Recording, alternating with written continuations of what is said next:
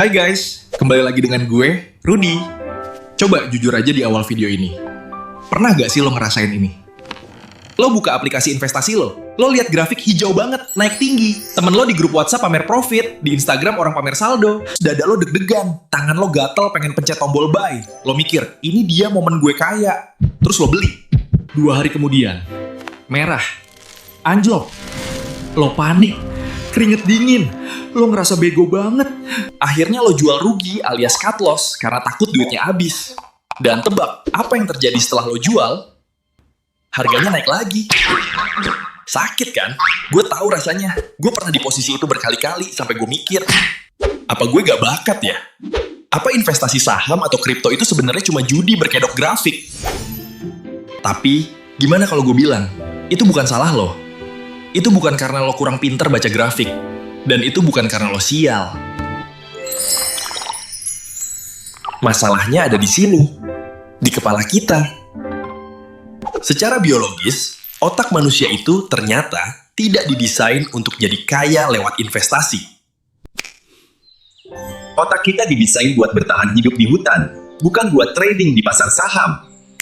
Di video ini, kita bakal bedah kenapa 90% orang gagal dan kehilangan uang. Padahal data menunjukkan grafik aset itu jangka panjangnya naik semua. Dan yang paling penting, gue bakal kasih tahu cara install ulang otak lo dalam 10 menit. Biar lo berhenti punya mental judi dan mulai mikir kayak investor pro. Yuk, jadi versi terbaik dari dirimu. Tekan tombol subscribe sekarang.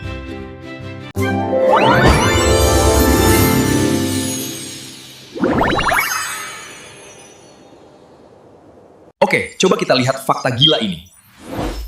Riset dari berbagai negara, mulai dari Eropa sampai Brazil, nunjukin data yang konsisten. 90% sampai 97% trader retail itu rugi dalam jangka waktu 2 tahun. Gila gak? Hampir semuanya rugi. Padahal, coba lihat grafik ini. Harga emas 10 tahun lalu, naik. Saham Amerika, naik terus. Dari jutaan jadi miliaran. Bahkan IHSG kita kalau ditarik 10 tahun ke belakang, trennya naik. Pertanyaannya, kalau semua harga aset ini naik, kok bisa-bisanya dompet kita malah rugi? Siapa yang salah? Jawabannya ada pada software yang kita pakai sejak lahir.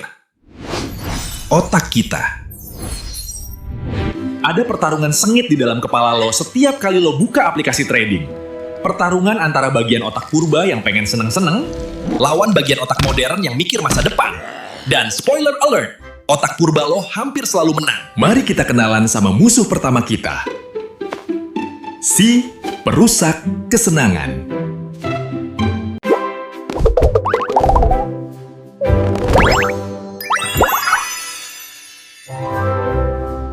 Kenalin, ini nucleus accumbens. Bagian otak ini tugasnya simple, cari kesenangan sekarang. Dia yang bikin lo scroll TikTok 3 jam padahal harus kerja.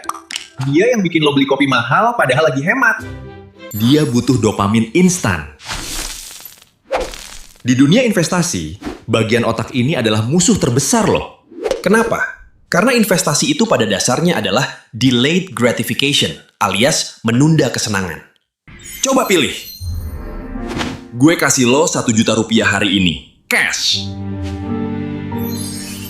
Atau 10 juta rupiah, tapi lo harus nunggu 5 tahun lagi. Dan gak boleh lo sentuh sama sekali. Otak logis lo pasti teriak. Ambil yang 10 juta lah. Itu 10 kali lipat.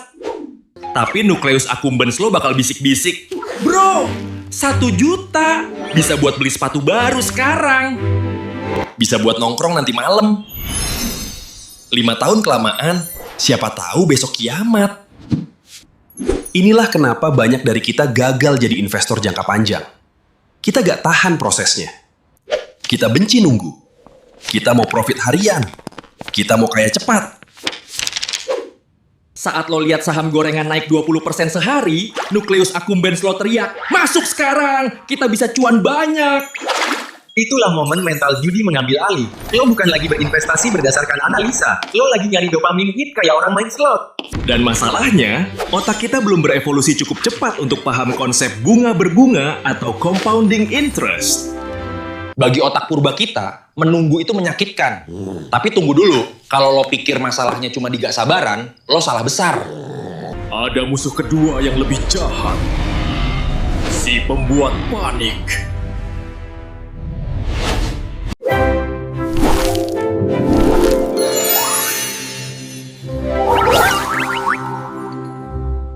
Pernah dengar istilah amigdala hijack? Amigdala adalah alarm bahaya di otak kita.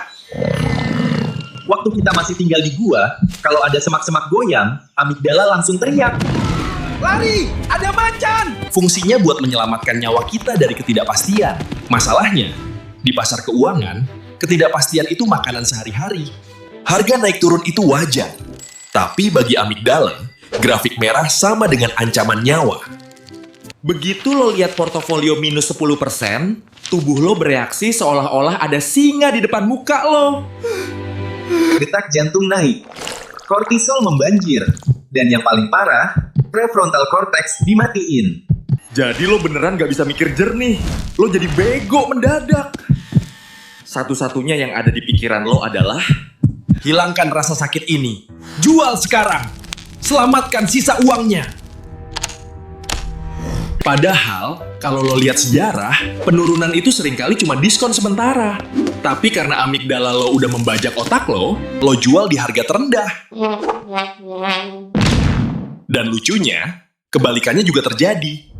Pas harga naik tinggi banget, amigdala lo tenang, dopamin lo naik, lo merasa aman, lo beli di pucuk. Siklus ini, beli di pucuk karena serakah, jual di bawah karena takut. Itu bukan karena lo bodoh, itu karena lo manusia.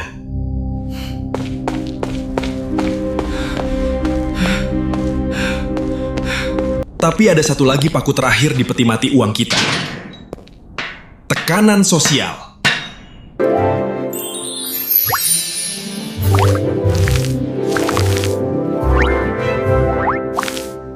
kita adalah makhluk sosial. Ribuan tahun lalu, kalau lo beda sendiri dari kelompok, lo mati dimakan serigala. Otak kita diprogram buat merasa sakit kalau berbeda dari orang lain. Di dunia modern, ini namanya herd behavior. Ingat waktu Bitcoin jatuh ke 200-300 juta? Semua orang bilang, kripto mati, Bitcoin scam. Lo gak berani beli kan? Karena takut diketawain temen. Tapi pas Bitcoin tembus 1 miliar, semua orang ngomongin. Tukang cukur ngomongin, temen kantor ngomongin. Tiba-tiba lo merasa, wah aman nih, semua orang beli.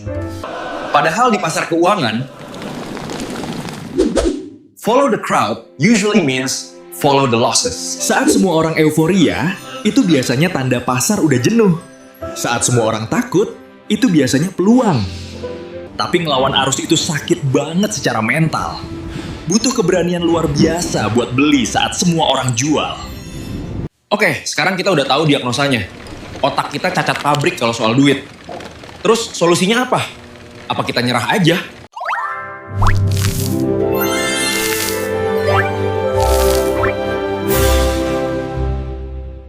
Untuk jadi investor pro, kita gak perlu jadi jenius matematika. Kita cuma perlu melatih emotional stability. Ada 3 langkah konkret yang bisa lo lakuin mulai hari ini. Langkah 1. Kenali monster di kepala lo sendiri. Lo tipe yang mana? Apakah lo tipe yang gampang panik baki? Atau lo tipe yang gampang FOMO dan gak sabaran? Kebanyakan orang main tebak-tebakan soal karakter mereka. Ada yang ngaku agresif, tapi pas minus 5% nangis. Saran gue, ukur pakai data. Kalau lo udah tahu lo gampang stres, jangan paksa jadi day trader. Jadilah investor jangka panjang yang ngecek HP sebulan sekali. Know yourself. Langkah 2, buat aturan 10 menit. Jauhkan HP. Minum air putih. Jalan kaki bentar. Biarkan prefrontal cortex lo ribut. Biasanya, setelah 10 menit, keinginan impulsif itu bakal hilang. Lo bakal sadar, ngapain gue beli koin micin ini ya? Langkah 3, cintai kebosanan. Ini rahasia yang gak dibilang para influencer pamer mobil mewah. Investasi yang benar itu membosankan. Kalau lo deg-degan, keringet dingin, dan ngerasa seru kayak naik roller coaster, itu bukan investasi. Itu judi. Investor pro itu dingin. Mereka punya rencana, mereka eksekusi, terus mereka tidur. Mereka gak peduli berita harian. Latih otak lo buat tahan banting terhadap kebosanan. Nikmati proses nunggu aset lo tumbuh pelan-pelan, kayak nunggu pohon berbuah.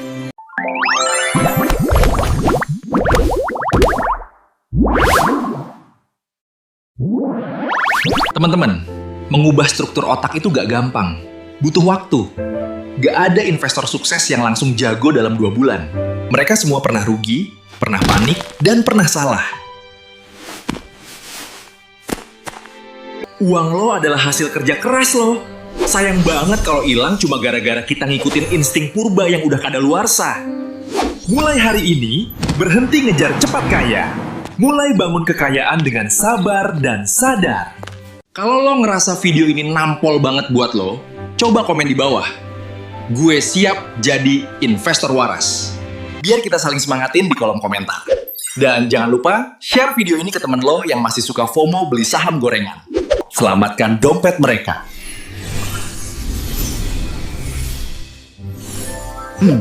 Gue Rudy, thanks for watching, and see you in the next level. Bye!